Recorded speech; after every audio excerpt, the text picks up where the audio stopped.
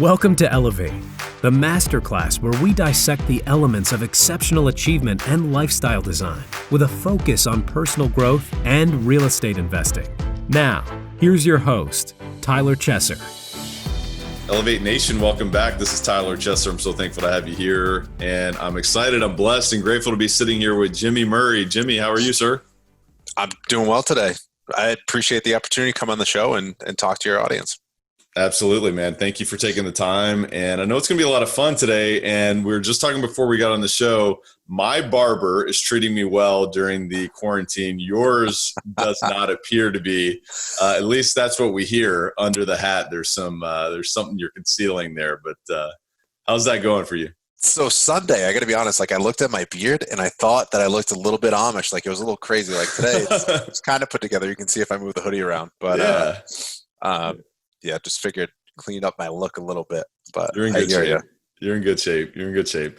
Well, I appreciate you taking the time, man. It's going to be a really good show today. I'm really excited to dive in, get to know you, to introduce you to Elevate Nation, talk about systems, talk about property management, and talk about the commitment that you have to yourself in terms of investing in your own personal growth, what that looks like, what we can do to apply that into our own lives immediately so we can live a life without limits, because we know the combination of investing in real estate successfully, for the long term, as well as investing in yourself and committing to growing as an individual and becoming a peak performer in everything that you do, is really the recipe towards creating and elevating to a life without limits. So that's what we're going to talk about today. And I want to ask Elevate Nation, are you ready to take it to another level? Because that's what we're absolutely going to do today. And I want to welcome you back to the show, where our mission is to identify and apply how the best of the best raise the bar personally and professionally to achieve greatness in real estate and beyond.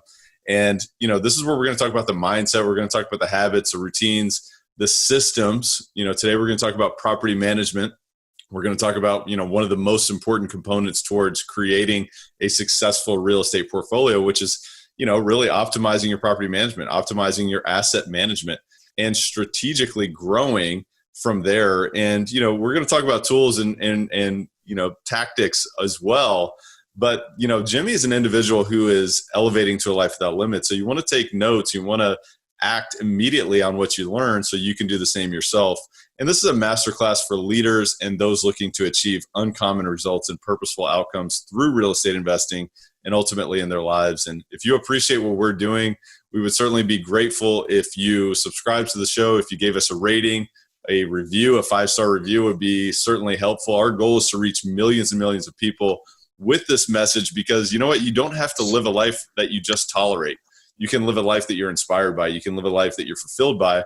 You can have fun, man. You can go travel the world. You can go meet people, build relationships all over this beautiful blue planet if you give yourself permission and you follow some tactics, you follow some strategies. So with that said, let's dive in. I want to introduce you to Jimmy, who is a millennial house hacker turned corporate dropout. Jimmy is the co-owner of Lyon Property Management. Lyon manages just under 600 doors in the Rhode Island and Southern Massachusetts markets. So with that said, Jimmy, welcome to the show. Tell us a little bit more about yourself behind the bio. Yeah, absolutely. So I cut my teeth in real estate by purchasing my first house hack in November of 2012. And that's when I caught the real estate bug. So via house hacking, I started wholesaling, but ended up buying a second house hack, realized that house hacking coupled with the BRRRR method is an extremely critical tool, or could be used as an incredibly successful tool to building wealth quickly. And that's what allowed me to quit my corporate job, because at the same time I was building my side hustle. So when I bought my first 4-unit, I didn't have a ton of money, and I had to figure out what my next step was in real estate. So like everybody does, they become a wholesaler. And I did okay. I did make just under $30,000 the first year, but it wasn't enough to get me out of the corporate grind. But what I realized is that I was really good at talking to tired landlords. And that's what led me to get into property management, which sounds a little bit crazy, but it's what I enjoy doing. It's all about building the right systems and bringing the right people on board so we can deliver an exceptional product to our clients. I love it. And, no investor left behind here. So when we talk about house hacking, what he means is acquiring a small multifamily property, living in one unit and renting out the rest, and essentially, subsidizing, so to speak, some of your living expenses, perhaps even more. Maybe there's some more cash flow there, but it's an effective strategy in terms of getting into the real estate business and getting into, becoming an investor. And then when he talks about the BRRRR strategy, what you're talking about is buying, renting the property, or rehabbing, renting the property, refinancing, and then repeating. Correct. And it's a strategy that he's been able to employ in his portfolio to grow his holdings, because, you may start out with limited resources. And so these are a couple of different strategies that you can obviously employ in your own business immediately, no matter what sort of background you have and no matter what sort of resources you have right now. So talk to me about, you sort of saw property management as another, avenue for you to expand your reach, your influence, your holdings in real estate. And you saw it to be an avenue that you liked. So what sort of skills did you identify that matched up with being, an effective property manager? Absolutely. So I'm incredibly detail oriented. Right. So I have a degree in finance. I became a financial analyst out of college for a very large financial institution. It sounds a lot sexier than it is, but it's really just make sure all the T's are crossed and I's are dotted. Every penny is accounted for.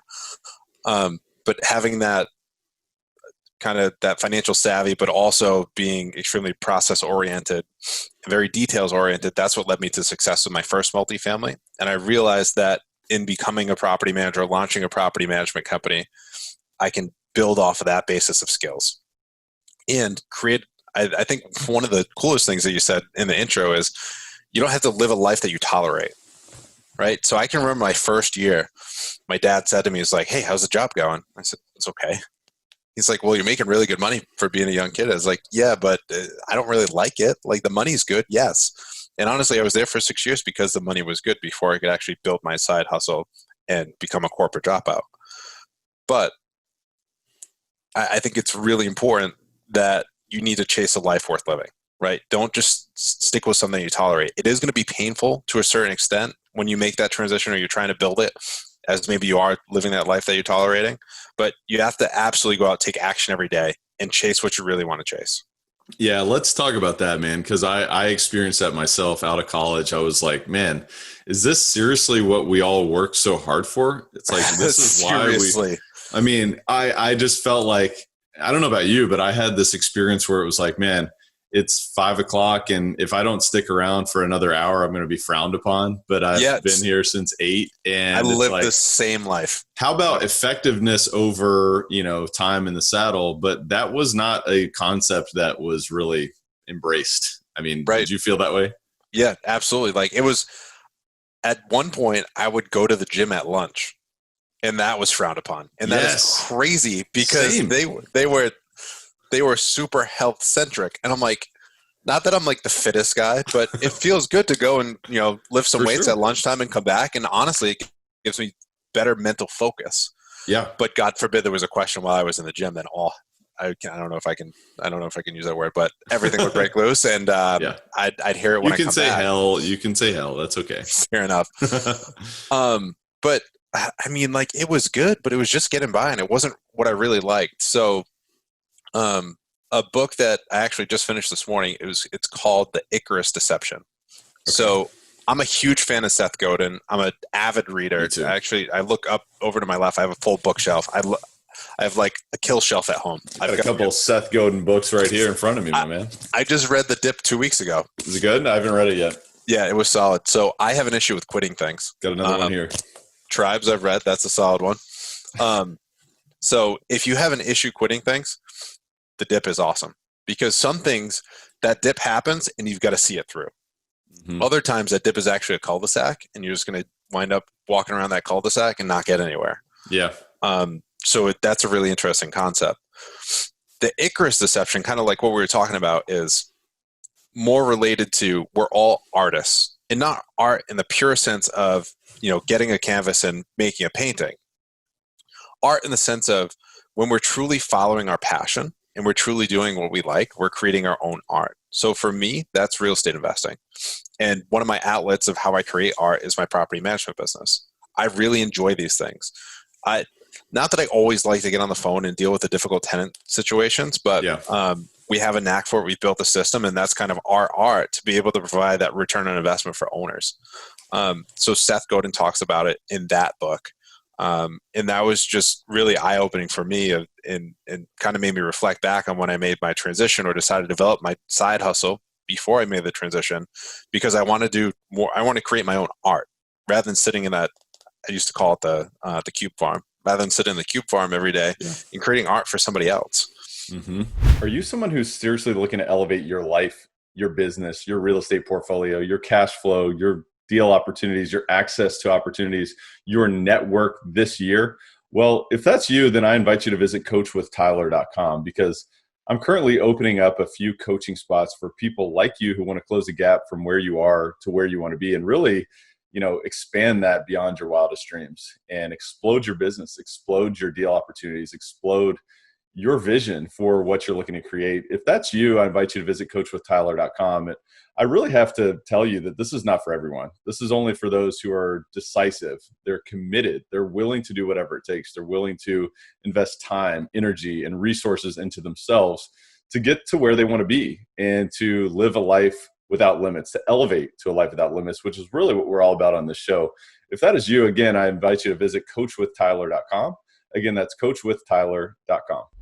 How did you identify that what it felt like to create art for you? Is it just you feel the satisfaction of being excellent at what you do, and then that that's your art? Or I'm just curious. Yeah, so I think it's really, so here's the tough part that I kind of struggle with, because the way that Seth Godin talks about it is like, you shouldn't be creating art or for the masses. You should create it for yourself first, right? Something that you enjoy. So I think about, for me, it's really providing value. A good property manager needs to provide value to their investors and work arm in arm with that investor in order to deliver that return. My art, when I found it, it was when I bought that first 4-family, it was a short sale. It was distressed, trying to bring in the right tenant mix, raising rents, redrafting leases, 10 to 15,000 worth of rehab. But that was my art in order to rebuild that multifamily. And that's where I have a ton of fun is purchasing or helping an investor with these distressed multifamilies in getting them to deliver the returns that they expected or that the previous owner couldn't generate. Yeah, no, I love it. And I think that, successful real estate investing is an art and it's a science. I mean, obviously there's, you need to be able to understand the market. You need to be able to understand, the potential future of this market. What's been the past of the market? What does the demographics look like?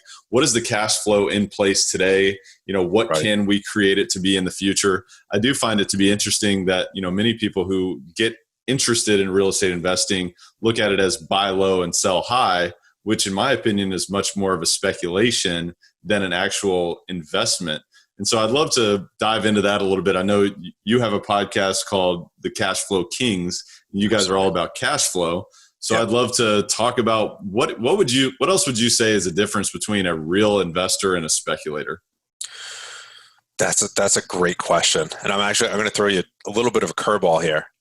So I love cash flow. If I could buy something and hold it forever, that's a great position to be in, because that can create generational wealth and numerous other things, time freedom as well, right? We've actually made a transition recently where we've been flipping multifamily properties, which sounds kind of crazy, but we found a niche in the market where we could buy these properties for around where we'd want to buy them to cash flow, rehab them a little bit, and then sell them to an owner-occupied investor. I think it's similar to what you said between the art and the science.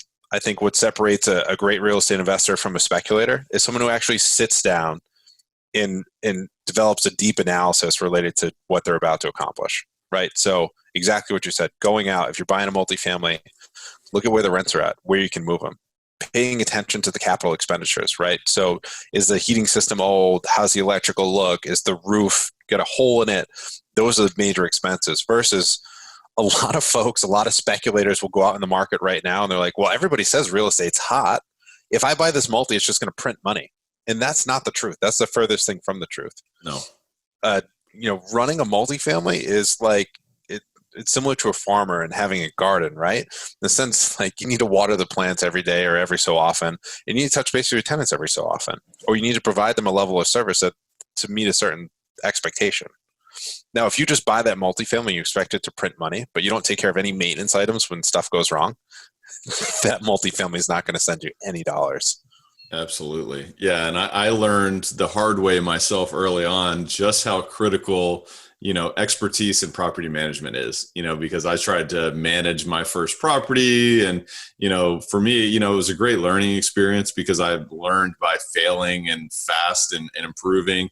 But I'd love to know, what are some of the biggest mistakes you see other either property managers or self-managers, whatever it may be, in terms of property management? Because specifically, I know on multifamily, like property management is the absolute most important component of your system. So talk to me there.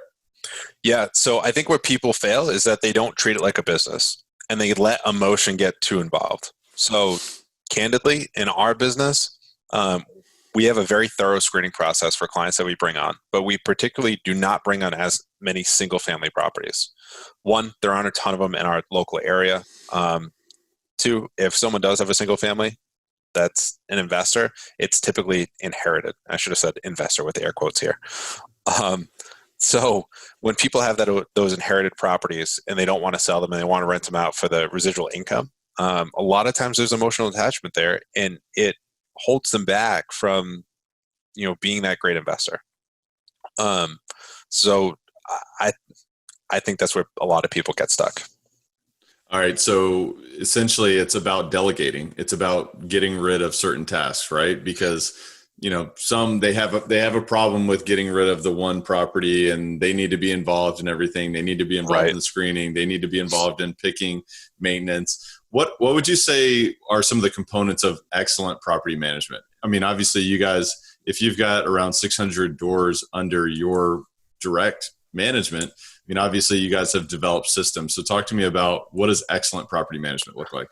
Yeah. So the lifeblood of property management and real estate investing is placing great tenants. If you can't place great tenants, you don't deserve to be in business and you shouldn't be a real estate investor. I know that was really sharp and direct, but it's the truth. And part of that process in placing great tenants is proper unit turnovers. So where we really focus and where we really want to be excellent and be the best is when a tenant leaves. Now, obviously, we don't want to see a tenant leave, but you need to go through that thorough turnover process. So from completing a move-out condition statement to creating a turnover quote, all the way through the process of wrapping up that turnover work, to marketing the unit correctly, to placing that great tenant. If you can keep that process really tight from a time perspective, so you mitigate vacancy costs, from a cost perspective, by doing the right things at turnover, it's always going to cost money at turnover. You should always be reinvesting back in your property. Those are the things that you really want to pay attention to. A lot of investors get stuck and they're like, wait, I have to, that tenant lived there for 10 years. Do I really have to paint the unit? I'm like, well, yeah, you should, because a fresh coat of paint is going to go a long way. Yeah. A large part of the turnover process for us is painting and flooring. So the first turnover is typically always the most expensive. And then the other turnovers after that, thereafter, like a second or third turnover after you own the building, well, then maybe you put in a dishwasher, or maybe you upgrade to stainless steel appliances. So you can keep not only increasing the quality of your unit, but increasing your rent, and then hopefully increasing the quality of your tenant as well. All right. So we're starting there in terms of, planting the seeds with good tenants, right? Because at the end of the day, the people who live in your property are going to make the biggest difference, right?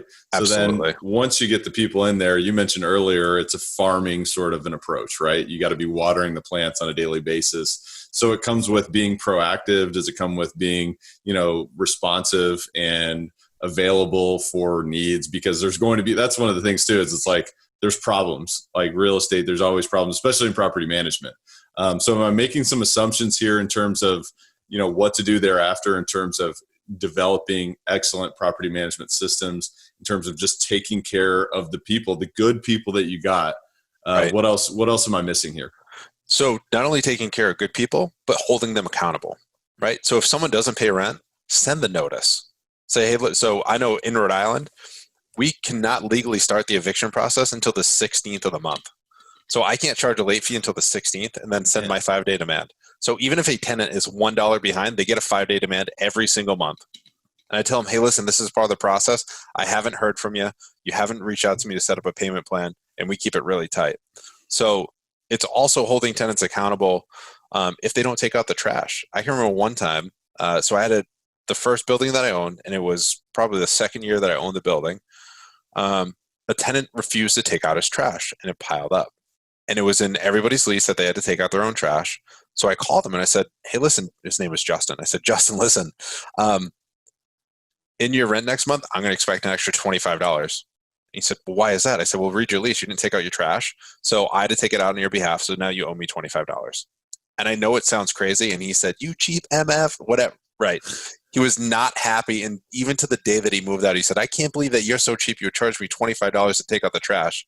He took out the trash every single week thereafter and never forgot again. Who's cheap right. on this end of the spectrum, right? Right. Exactly. So he did what he had to do, but you need to hold your tenants accountable, because that's not only his experience as a tenant in your building, but experience for the other tenants. So if those other tenants go out there and they see that Justin's not taking out his trash, well, why are they going to be held responsible and continue to keep up the property? Mm-hmm. One thing I want to get your feedback on is a specific example that I had early on in my investing career.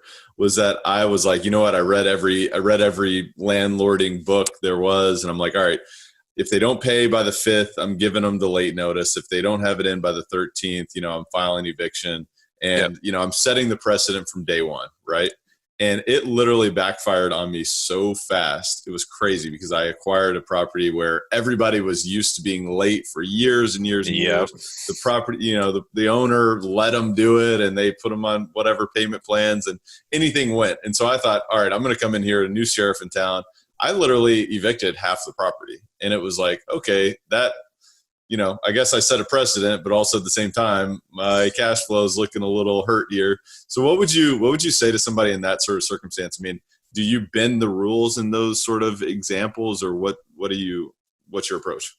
Yep. So what I fall back on is the process. Nobody's bigger than the process. So I think you did the right thing, holding people accountable, because what happens in that scenario is that most of the time, so if you buy a 10-unit building and say 7 of the tenants are used to paying late and no one's corrected them, and the previous owner let them carry forward this bad habit of paying rent when they feel like it, when you start sending out those notices, I bet 3 of them fall in line immediately. 3 of those 7, if it's 7 out of 10 that are paying late. And then the other 4, when they don't figure it out and you evict them, well, now you've got, hopefully, I'm trying to do my math here. So you get 4 that you evict, you have the other 6. When you move in new renters into those other 4 units of the evicted tenants, those other 6 tenants are going to say, hey, listen, Tyler's really serious. So I had another thought as I'm saying this. So I always think about renting one of our units, or even renting one of your units. That is a privilege. In order to earn that privilege, you need to pay rent on or before the 1st every single month. Yeah. And then there are things that come with that privilege. So when you pay rent on or before the 1st, now we're going to take care of you from a maintenance perspective. You have that leaky faucet, we're going to come out, we're going to fix that faucet. But we're both going to show each other mutual respect. You pay me, and then we'll provide the level of service that you expect. And I think that's really important.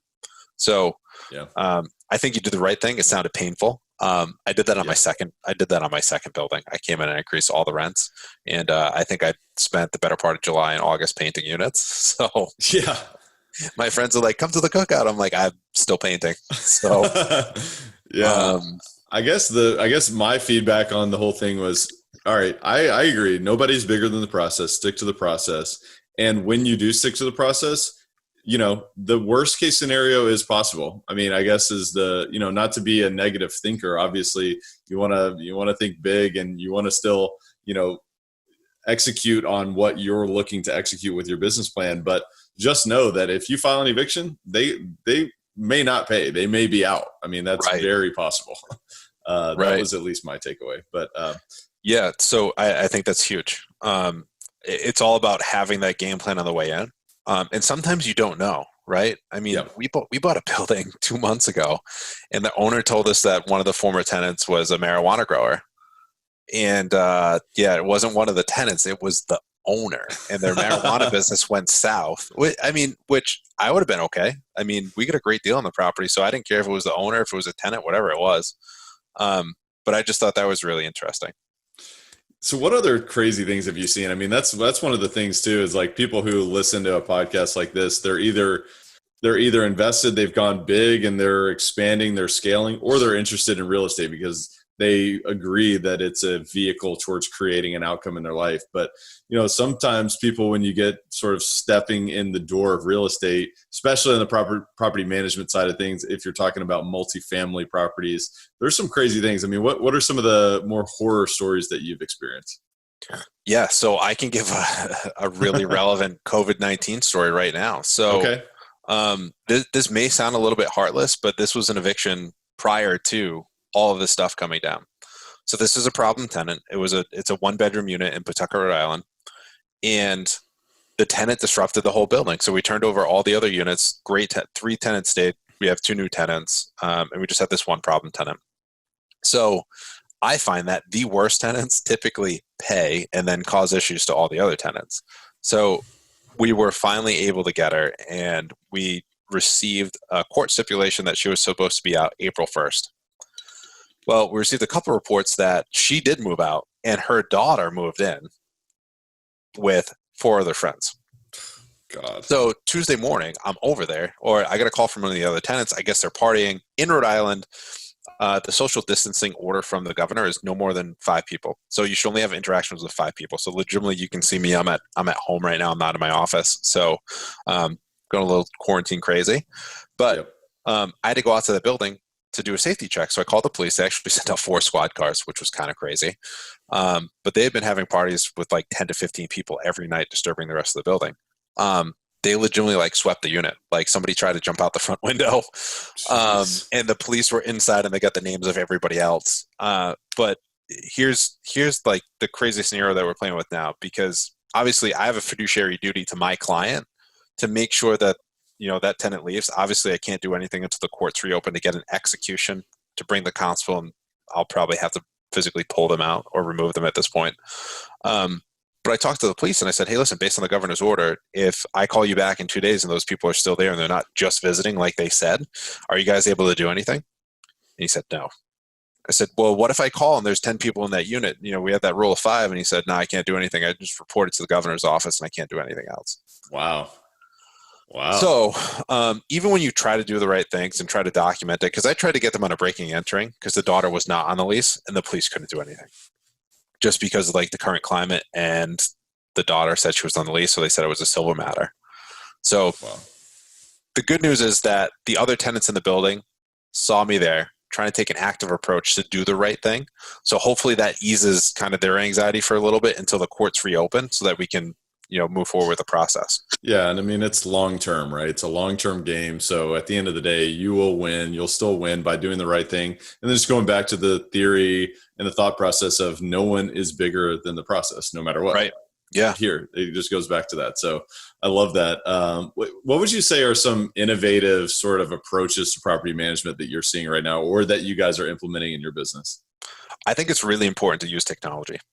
So one of the most innovative approaches now is that, back even a couple years ago, 3D walkthroughs were insanely expensive. The Matterport camera, I think, was $6,000 or $8,000 per device.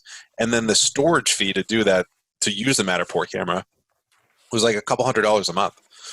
So now access to technology, from operating systems to allow your team to function efficiently, but also provide the right level of detail to owners in our business, all the way through technology of physical hardware, of having 3D cameras to showcase the units. So particularly during the time that we're currently facing, you don't have to bring prospects out to the unit. You can legitimately provide them a 3D walkthrough, and that's going to give them a really good basis to submit an application.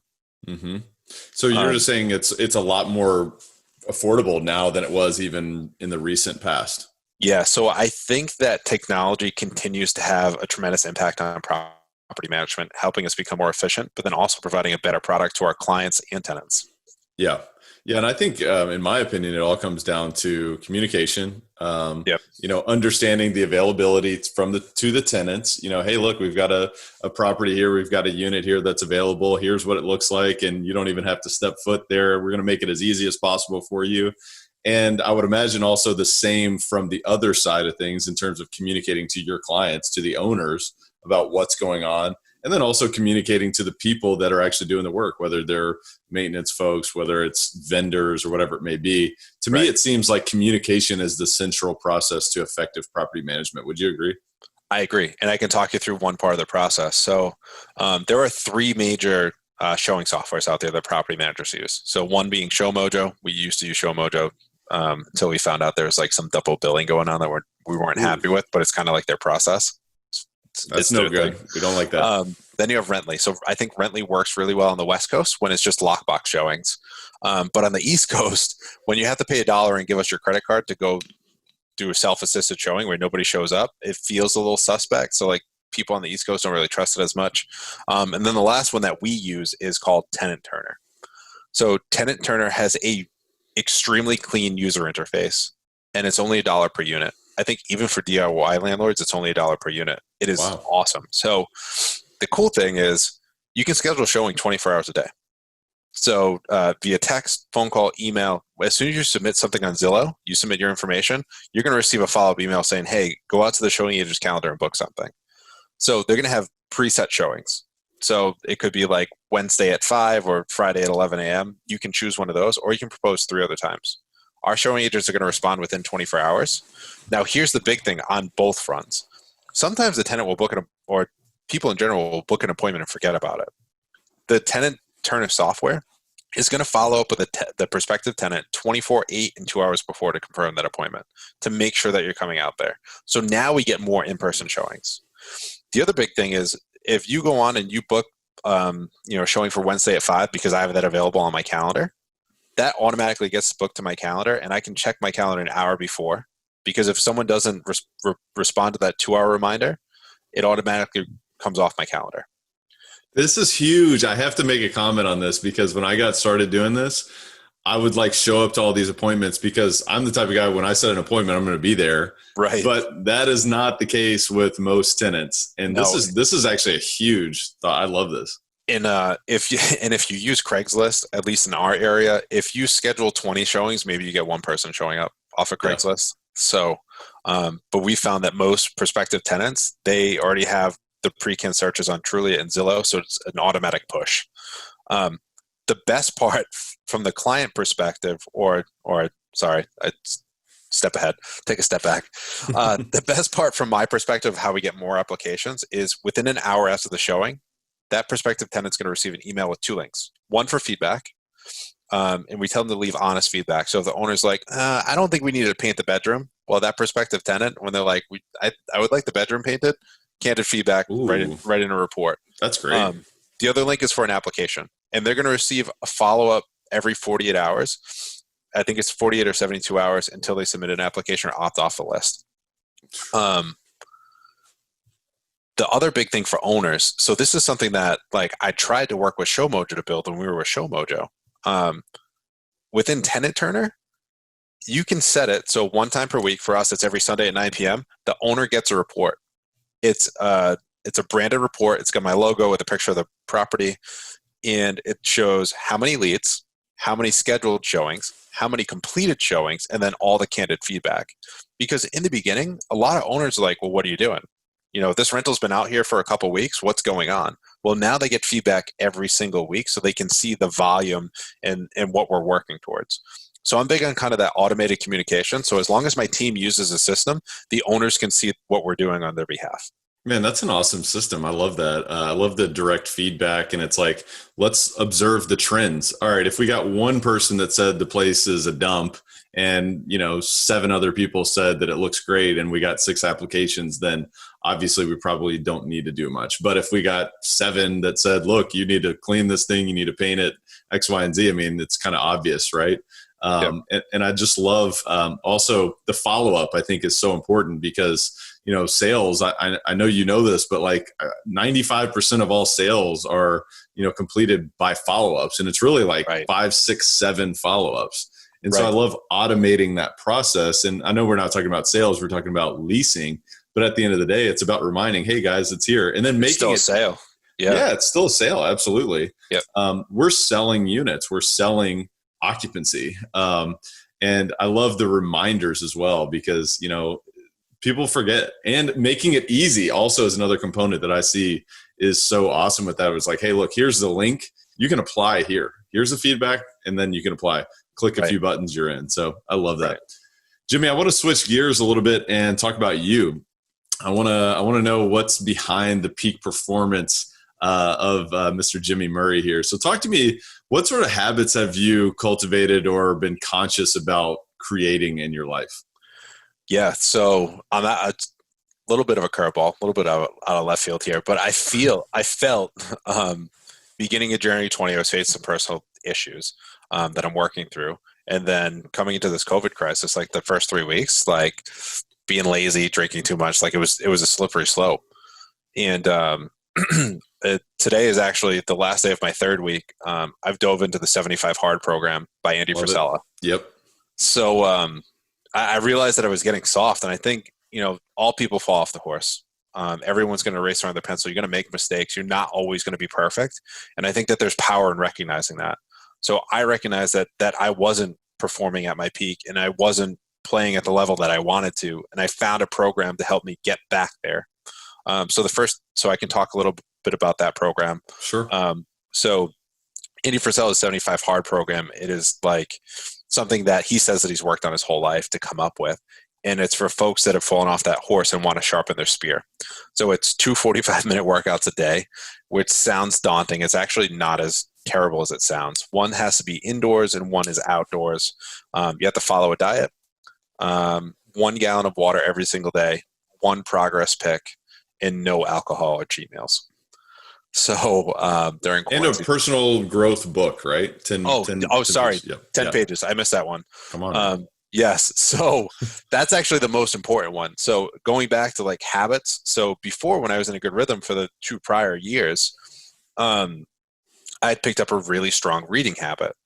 I'm going to rewind 5 years ago when I was still in corporate America. I always set out to read 12 books in a year. I set that goal 3 years in a row. I never achieved it. The most books I read was 7. And I probably like fudged 2 of them and read a smaller book to get the number up. Yeah. So I can't remember what I was listening to, but 3 years ago, so it would have been beginning of 2018, I realized that it's not about the number of books. It's about the content that we consume. For sure. So I set an interesting goal, and it was to read 5,200 pages in a year. And then I broke it down. So within that 5,200 pages, it's 100 pages a week, which is 20 pages 5 days a week, and you get 2 rest days. It's like the gym, right? So it gives you a little bit of wiggle room. So that first year that I set up that plan, I read 26 books. So I love it. It's crazy how, like, when you craft the goal, because I just want to expand my knowledge. I want to build my mind. I want to build kind of my repertoire and what I bring to the table. And it was less about the number of books that I read. And it was more about consuming that content to build my mindset. For sure. I love just reframing what's the outcome here. Is it just to have a quantity of books that you've read beside you that you haven't gleaned any knowledge or wisdom from? Or is it reading and then applying that knowledge into your own life? Right. Or, so just breaking it down and sort of reframing your goals from that perspective, because you may have looked on social media and been inspired by someone else's goals that, hey, I want to, whatever, I have no idea, whatever the goal is, I want to make a certain amount of money. But if you don't have a purpose behind it, then what does it all mean? And if you don't chunk it down into what does this daily activity look like? That's huge. That is absolutely huge. Yeah. So I've got kind of 2 thoughts on that. One is everyone's going to figure out that I'm Andy Frisella nut here, but he's really helped me out as an entrepreneur. I was a little soft in the beginning. He's helped me harden up a little bit. But he talks about his Power 5. So what are the 5 critical activities that you have to do every single day? They're going to be different to everybody. But what are those 5? And as long as you get those done every single day, you're going to have a successful day. I love it. So one of those for me was reading. So that was always huge. And then I built other things into my Power 5. So at one point it was meditation. At one point it was cooking breakfast at home, so that when I got to the office, I was only focused on diving into work and getting it done rather than eating my Dunkin' Donuts and drinking my cup of coffee. Right. Yeah. So you got to figure out what works for you. And for me, it's all like mindset based and things like, I would say, more personal that are going to set me up for success in my professional life. Yeah. So like meditating and clearing my mind, getting my mind going by reading a book, I'm trying to exercising, right? So all those things are really important, and those were part of my Power Five. So the Power Five has always shifted to meet my goals. Yeah. The other big goals conversation, I read the book called 4 Levels of Execution. Okay. I don't know if you've heard it. I think that's the name of the book. I've never read of that one. So they talk about the amount of goals that you set. So I had a good 2018 where I read 26 books. I go into 2019, I'm like, I'm going to set 5 professional goals, 5 personal goals, and I'm going to get after all of them. And I might have accomplished 2. So I pick up this book early in 2020, and it starts talking about it. It says, hey, listen, if you set 2 to 3 goals every single year, you're going to get after them. If you set 4 to 7, you might get 1. And anything above 7, you're not going to do it because things happen. So you have to be really specific about your goals. So set those 2 to 3. So honestly, this year I set 3, and it was prior to reading this book. And I was like, oh, I figured it out the hard way. I should have read this book sooner. And then they talked about leading and lagging indicators. And I think that's really important in setting goals too. So leading indicator in terms of like my book reading is the pages per day. It's showing that I'm picking up the knowledge. The lagging indicator is the knowledge that I actually pick up. A good example of leading and lagging indicators is weight loss. So if you set a weight loss goal, the leading indicator is, all right, I'm working out 30 minutes a day. I'm only eating 1,500 calories, whatever the number is. The lagging indicator is the number on the scale. So I think this is something that I picked up from this book, but I think that's really important for folks that are trying to achieve a high level of success, knowing the difference. 1, setting the right amount of goals. And then 2, understanding the difference between leading and lagging indicators. And that's really going to propel you to achieve those larger and larger goals as you go along. This episode of Elevate is brought to you by CF Capital, a real estate investment firm formed by myself and my partner, Brian Flaherty, where we invest in multifamily real estate communities across the Southeast United States. If you'd like to learn more about our approach, our mission, our acquisition criteria, and how you can learn more about future opportunities, visit cfcapllc.com. Again, that's cfcapllc.com. Well, and it's about measuring your success, right? Are you are you hitting the course that you've intended to hit, or are you off course? Are you off balance? Do you need a course correct? And one of the things that I love about that is, you have to hold yourself accountable. That's the thing that I love about personal growth, is that it's not a competition. I'm not trying to be better than you. Obviously I think both of us, I would imagine, are very competitive people, and many of the people listening to this are competitive. But it's a competition with yourself. It's about becoming 1% better than you were yesterday. And the only way that you can do that is by measuring the leading and lagging indicators. So I appreciate you sharing that. But then also I think, habits are, building sort of keystone habits in your life, whether it's like, all right, reading. When you read, you want to learn more, you want to grow more, you want to think more, you want to write down your ideas more, you want to take more action on your ideas. So that becomes all these different things. The same thing that goes with exercise. When you go and work out, you know what, I'm going to probably eat a better lunch today because I don't want to screw up that workout, Yeah. And then, then that becomes all these other things. So what can you do to create levers in your life that then spill over into everything else you do? That's why I'm so passionate about personal growth, because I think if you invest in yourself, then that spills all the way over into your business, into your finances, into your relationships personally, into your time, whatever. I mean, there's so many different things. That's just why I love it. I don't know about you. So I always call it, I read the book called The 5 Love Languages by Gary Keller. I'm going to keep going back to the book, but you were speaking my love language when you're talking about you only compete against yourself.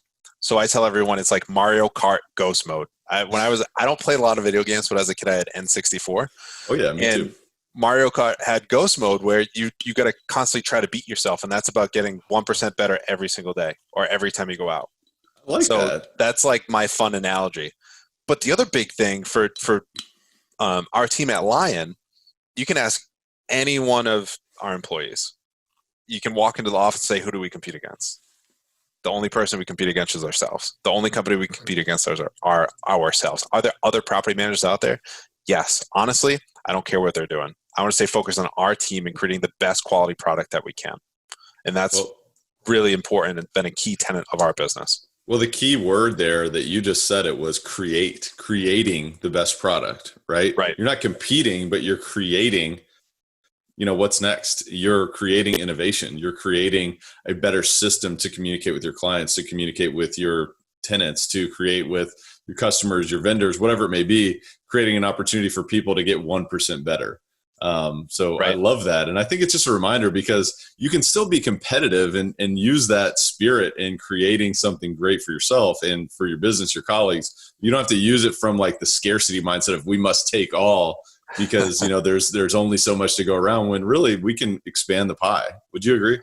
Yeah. So that is something that we tackled towards the end of last year, where we realized that we don't want to be the biggest. We want to be the best, right? So we were at roughly 700 units. We fired over 150 units worth of clients between middle of November through the end of the year, December, because we realized that they were providing a huge lag on us providing the right quality service to the clients that we really enjoyed working with. And we were fortunate that we grew our business to that point where we could say, hey, listen, like, yeah, the revenue is nice, but it's more important for us to work with the right clients. And from two perspectives, that makes it more enjoyable for us to come to work every day, for us and for our team. And then also, we're late stage in this real estate cycle. So when this market turns and it starts to correct, we have a set of well-capitalized clients that we like to work with. So, hey, now we get to help them build their portfolios, and we already know how they like to invest. And now that would be our opportunity to grow the amount of units. I'm not saying we're not taking on more clients, but I would like to grow larger portfolios for a subset of individuals because we really like working with them. All right, now you're just showing off, because you're talking about how you knew the market was turning and all these different things. I'm kidding. I'm only kidding, of course. No, that's good though. A lot of people always ask me, like, where do you think the market's headed? I don't have a crystal ball, but I can tell you, like, in hindsight's 2020 now, but no pun intended on the year being 2020. But in 2019, literally, yeah. Like the fall of 2019, everyone's like, well, what do you think? I'm like, well, I know that multifamilies are trading at cap rates, at low cap rates in neighborhoods that they shouldn't trade at those low cap rates. Yeah. And they're like, well, what do you think could happen? And I said, I don't know. I think it's going to be some type of black swan event. And that's exactly what has transpired here recently. I mean, but I think that's really easy for someone to say, someone educated to say. Yeah. Like, we don't, because I thought it was going to be more of I guess it is turned into more of a political event, but I was anticipating some type of political event to occur, not a crisis where millions of people were impacted and lost their jobs. It was a little bit different than I would have anticipated, but still that black swan type of event. Yeah, I mean, my takeaway from it is just always be ready to expect the unexpected. Like you just never know. I think you and I actually were at this conference. I didn't see you there, but I saw that you guys did a live recording at the conference as well. But one of the economic one of the economists was talking about, look, we've got 5 to 7 years more of an expansion here. That's the prediction, and that was a prediction in February. I remember that. 2020. Yeah. And it was literally 30 days later or less that the unforeseen event happened. And you can't put that into an economic model. No, you can't. You can't. So one, you've got to be fairly well capitalized, right? So never bet your last dollar. And then the other part is you got to be able to pivot. So when these things happen, like we had to shift our strategy in terms of how we reach out to tenants. So we actually started sending like weekly emails. Sorry, transitioning back to property management here, but we ended up sending weekly emails to the tenants being like, hey, reminder, only flush toilet paper down the toilet. Even if you can't find it on the shelves, call us. We'll try and find some for you. Or like the next one was, here's how you apply to unemployment. And here's how you go after your $1,200 stimulus check. So that goes back to that service and holding them accountable, right? But it's really important that when these events occur, you got to be able to pivot, no matter what business you're in, real estate or anything else. We have a client who I love working with. He owns a custom suit company. Well, people are buying custom suits now. They're all working from home, right? Yep. They're now making masks. So they changed their assembly line to make masks. So those pivots as an entrepreneur and a high performer are very, very important.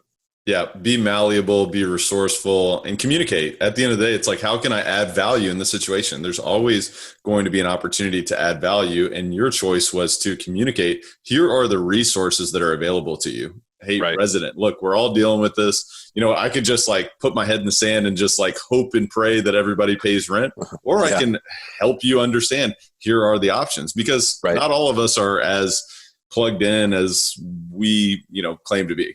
So Right. I love that. But man, that was awesome. And this has been a lot of fun. I want to be respectful of your time. And we are going to dive into the rare air questionnaire, which is it's our rapid fire section. Look, Elevate's all about elevating to a life without limits. It's all about expanding our own capacity, expanding our knowledge, expanding our reach, and, getting 1% better, as we mentioned earlier, in the show. And I'd love to know, we've already talked about a few books and you've talked to me about the development of your reading habit. I'd love to know, what are 2 or 3 of the most impactful books that you've read? Yep. So number one, that I used to always recommend before I found my new number one, I'm going to save that. That's kind of like the big firework, but I always tell people they should start with The Richest Man in Babylon. 3 simple key themes. And if you can follow those, then you can create wealth. The one that I really like is called The Wealthy Gardener. This is my new favorite book of all time. It is kind of clunky. It's over 400 pages. That book synthesizes like 10 or 12 really important books that I've read, and it relates it to real life stories. So I'm an experiential learner. If you tell me a story, I'm going to learn much more quickly. Outside of me experiencing it on my own versus you like giving me the example of like reading a math book. Like I'd rather you tell me a story and that's going to stick in my brain and allow me to learn at a faster rate. Love it. Love it. All right. We'll put links in the show notes to both of those books. I haven't heard of the Wealthy Gardener, so I'll definitely have to check that out myself. That's been like my secret sauce. I don't know how I found that. I stumbled across it on a Kindle one day, and no one has heard of that book. So hopefully I should actually call the author to see if I can get some money some from royalties selling it. there. Yeah. You've been talking about farming the whole time here, and you got gardening and all this stuff, man. I thought we were going to talk real estate, but we'll have you on part 2. We'll talk about your green thumb there, it sounds like. There you go. So what's the biggest way outside of what we've talked about today that you elevate your life on a daily basis? Yeah, honestly, it's just being mindful of what you do. Right. So trying to focus and dial it in and be present in everything that you do. And this is something that I've struggled with this year as I face some personal hurdles that I've had to clear. But I think it's really important to remain present, and that's how you're going to be able to achieve more as well. Yeah. And I've said this a lot lately. It is not easy to do that at all, but maybe it's just a reminder that that's what you're striving to do. Right. I don't know about you. Sometimes that's where I just need to go with it is, you know what, I'm striving to be more present today. And absolutely. I'm with you. That. What's the biggest way that you elevate others around you beyond obviously what you do in terms of communicating and, developing systems, being innovative, being thoughtful? What else are you doing to elevate others around you? Yeah. Huge on coaching. So I think one of the biggest things, and particularly is like, I hate the word boss, but working with my team, I always try to coach them to get better. So we always have an open feedback loop. If there's something that I do that they don't understand or something that they disagree with, let's have a conversation about it, right? Hey, Jimmy, I saw you do this. Why did we do it that way? Why wouldn't we do it, this way? So it's having that open feedback loop, providing constant feedback and coaching, not only from myself to my team, but my team back to me to say, hey, listen, I didn't really like that. Maybe you should have approached it differently. Removing the ego. And a good book that goes into that is Principles by Ray Dalio. Oof. Very good. So another clunky read, but I guess it proves that I actually read these books. Yeah, that's a very, very potentially dense read. Yeah. It was. Yep. Yeah, exactly. We'll give you a quiz on the next version of this to make sure that you read every page. Nice. I love it, man. That's awesome. Well, I really appreciate you taking time to share your wisdom with Elevate Nation. Is there any parting thoughts or words of wisdom that you'd share? Yeah, wake up every day and get after it. I hate to use the term the world is your oyster, but particularly now, if this comes out during quarantine or after quarantine, there's going to be a huge opportunity. So wake up every day, put in the work, and you are going to be able to achieve your wildest dreams. Every single day and set your 5 intentions for the day and get after it. And man, I love it. This has been a ton of fun and a lot of nuggets of wisdom here, a lot of things to take action on. And if your property manager isn't talking like this, maybe you need to take an inventory of what you got there. So that's one thing I would highly recommend. But Jimmy, what's the best way that Elevate Nation can stay engaged with you and learn more about what you do? Yep. Best way is to give me a follow on my personal Instagram page. It's the Notorious CFK. CFK stands for Cash Flow King. Absolutely. And you want to check out lyonpropertygroup.com. Of course, we'll put a link in the show notes there so you can learn more about what they're doing. And Jimmy, man, this has been awesome. I want to remind Elevate Nation, it's all about repetition. Repetition is the mother of skills. So re-listen to the show, take notes, and apply immediately. What are the top 3 key distinctions that you learned today? Share that with someone else as well. Pay it forward, because you know what? We think that everybody has the same information that we do. That's not the case. I mean, there's a lot of people that are missing some key insights that can really take them to the next level. So pay it forward and share this with someone else. Tag Jimmy in your screenshot, share it on social media, and tag somebody else, because that's an easy way to share. Share with them your top 3 distinctions and apply immediately, because at the end of the day, we all know it's all about taking massive action, showing up every single day. And with that said, Jimmy, thanks again for being on the show. Thanks for having me. Absolutely. Elevate Nation, we'll see you next time. And until next time, go out and elevate your life and others around you. Thank you for listening to Elevate. If you enjoyed this episode, be sure to rate, review, subscribe, and pay it forward by sharing with a friend. Most importantly, take this opportunity to elevate your results by taking immediate action on what you learned. For more, visit elevatepod.com.